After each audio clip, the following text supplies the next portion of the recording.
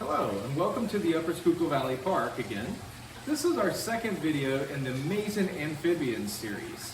And this time we're going to be talking about salamanders. Now, if you watched the first video, we talked about tadpoles. And salamanders are actually very similar looking almost to a tadpole.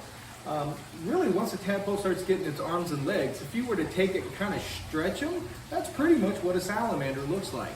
They have virtually the identical head shape. They just are, when they're born, they already have the arms and legs, whereas the tadpole had to develop them later. But it is still an amphibian because even though when it's first born it has its arms and legs, what it does not have are its true lungs. So when they're born, they do have gills. And oftentimes they kind of almost look like feathers that stick off the sides of the head. And those are gills, just like what a fish would have. And they live in the water like that. And then after a certain time, depending on which species of salamander it is, they will eventually start to lose those gills and they'll develop lungs. At which point they can come out and they can start walking around on the ground. And they can hunt for things like bugs, grubs, worms, lots of different things. In fact, pretty much anything they can fit in their mouth, they try to eat it. Now this right here, what we have, located normally in the Schuylkill Wild building, is our red salamander. The red salamander is one of the most common salamanders found in Pennsylvania. It's also one of the largest species of salamander found in Pennsylvania. They're typically found in areas that have forests that also are butt up against streams or ponds or rivers, things like that. They like to hide in loose leaf litter, under rotting logs, things of that nature, but they also need a steady water supply for them. And they do feed regular in water, and they feed regular on land. In fact, this salamander, because of its size, it's one of the largest, it actually feeds sometimes on other salamanders. So this one actually is a very aggressive feeder and will eat lots of different kinds of food items. It's called the red salamander because of its red coloration, which can be anywhere from brilliant bright red to a dull kind of brownish red. And it has multiple black spots to sometimes almost blue colored spots.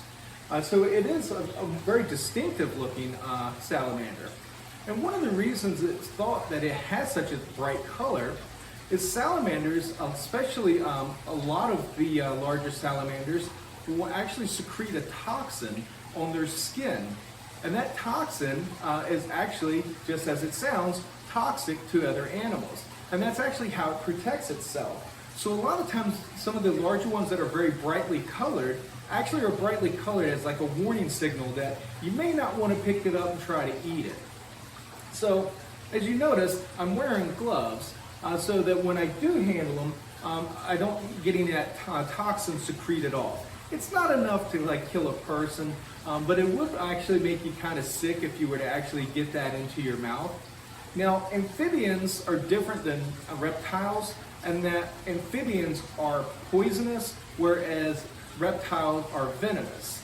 And people a lot of times use those words interchangeably, but that's really not true, and that's not a good way to use them, because venom is actually a substance that is actually injected, which is why snakes use venom and they inject it with their teeth that are hollow, whereas amphibians are poisonous and they secrete a toxic substance. So amphibians are poisonous, reptiles are venomous. Those words are not interchangeable. So when you hear people talk about poisonous snakes, snakes really aren't poisonous, they're venomous. But salamanders, on the other hand, are actually poisonous. Now, I'm going to bring them up so you can get a closer look. Salamanders have a very long, slender body with very short little legs. And they have the ability that if they were to actually get attacked by another animal, if they were to actually lose a limb, they can actually regrow that limb and they can actually regenerate it. And so that's one of the things that, like the tadpole, as it regrows and changes forms, salamanders are kind of very similar in that they can actually regrow a limb if they were to actually lose that limb. But you can see the very long, slender body, very short legs. So because of that, they typically don't move very fast on land. In fact, they only make quick little bursts of speed, and that's usually to get away from something. But when they're actually in the water, this whole body acts like a very nice propelling like fin, like a fish would have. So they actually swim quite well in water.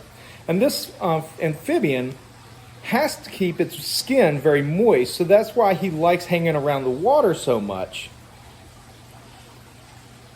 And that's why they're very difficult to hang on to, because their skin is very wet and they're actually rather slimy in comparison to when you hear people talk about snakes being slimy. Snakes are actually very dry and much easier to hold on to than a salamander. And so because of that, we're going to go ahead and put this guy back because he is very slippery. But you notice I was wearing the gloves, and that's just to help protect myself.